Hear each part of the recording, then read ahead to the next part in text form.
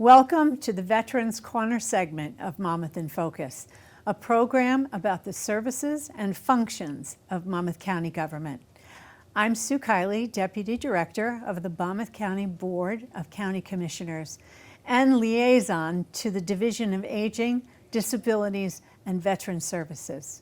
Today, we will meet U.S. Army Vietnam War veteran Joe Casey. Welcome, Joe. I'm anxious to talk to you, and thank you for your service. Good to be home. I have lots of questions. You were in West Point. Yes. And that's how you got involved in the military. For sure. Tell me a little bit about that experience. What was it like at West Point? Well, I was a 17-and-a-half-year-old boy. Yeah. And then 4 years later, I became a man and an officer and a soldier with a lot of maturity. And I was fortunate at West Point to build a cadre of friends that I've maintained throughout life. That's great. Did you feel like you were ready when you graduated? Oh, absolutely. Did you really? Absolutely. So I'm guessing. Yeah, 4 years at West Point's plenty. I was just going to say, they must have put you through some pretty rigorous training. The first month was crazy. Wow. They call it beast barracks for a good reason. They treat you like a beast. Oh, and they man. wanted me out of the Corps of Cadets, and they did their best to get me to quit, but I wouldn't quit. Good for you. You remind me of that movie. Which movie is that? It's the one where Tom Cruise says he's not going to quit. He's not. Tom Cruise and I have very little other than that in common. So you reported for duty in Alaska first, and then volunteered to serve in the Vietnam War. Yeah, it's kind of a strange situation.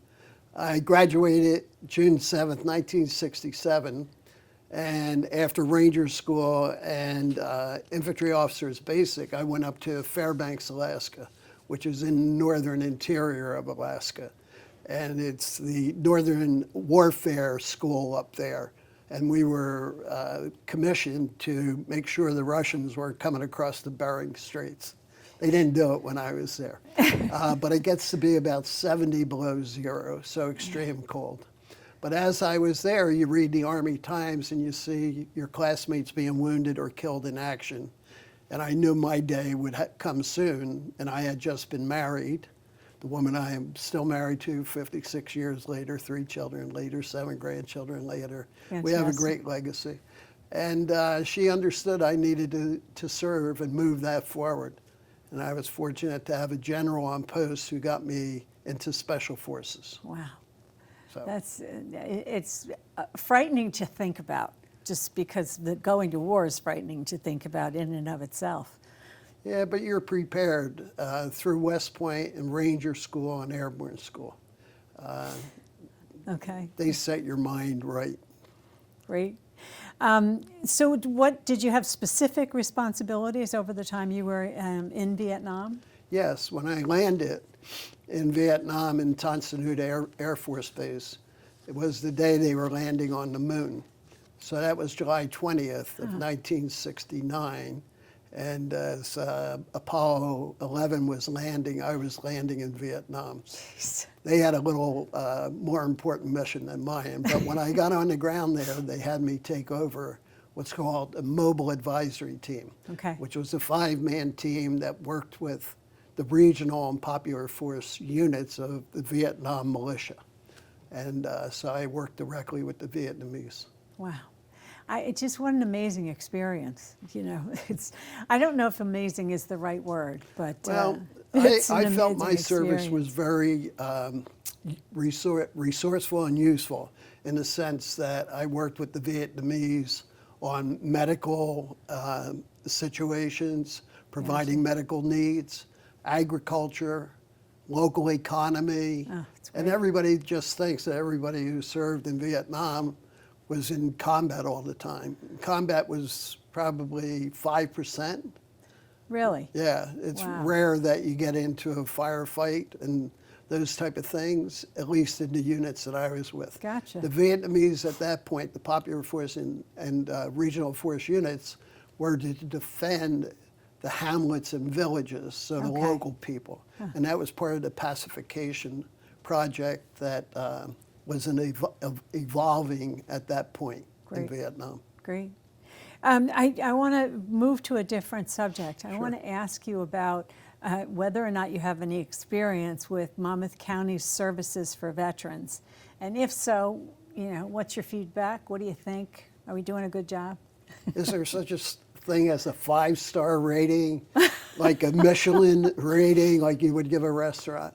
I would give it 5 stars plus. I'd give it 2 thumbs up. Wow. I was fortunate that in October of 2023, I had tried, and I'm relatively intelligent, but not technically sound, to try to do my VA disability compensation online. Okay. And I don't have much hair now, but I had a little more hair back then because I was pulling it out.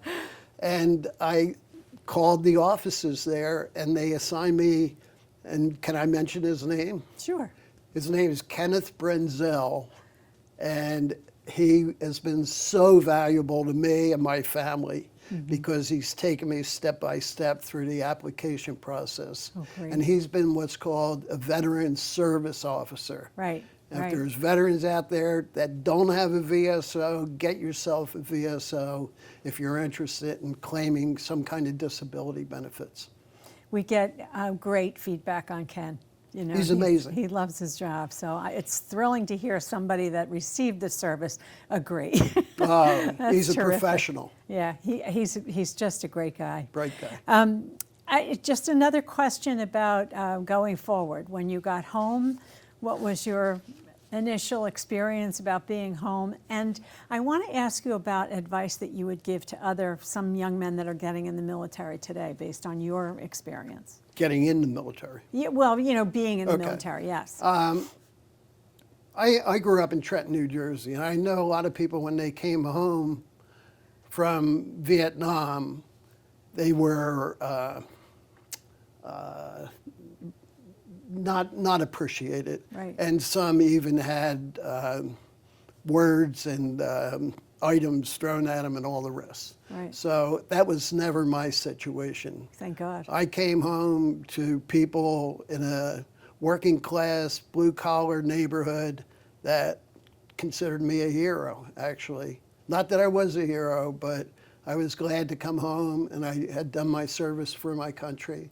And for these people that put, like myself, like the fellows that you've had on here, you put your life on the line for your country. That's right. Because you believe in your country and you believe in the things that you can do here: freedom of religion, freedom of choice of the person you want to live the rest of your life with, freedom of education, freedom of religion, so on and so forth. So all those freedoms you fight for, and they don't come easily. God, that's great. I don't know if you think you are, but I think you're a hero. Well, I appreciate that, Commissioner. I really do. I mean, I think it's a huge commitment to want to serve your country that way. It's not an easy thought. And I really think you're a true hero for being willing to do it in the first place. It's really terrific. I appreciate it. It's terrific. I came home, so I was one of the lucky ones. 30 of my classmates did not come home. Oh, what a shame. Oh, that's sad. Yeah, out of the class of 580, 30 did not come home. Oh, man. Young wives, young children, and didn't enjoy the things that I'm enjoying. Being married, raising a family, having a job, watching your grandchildren. Yeah, it's the ultimate sacrifice. Absolutely. I thank you so much for being here. I really appreciated talking to you. Unfortunately, I think that's all the time we have for today.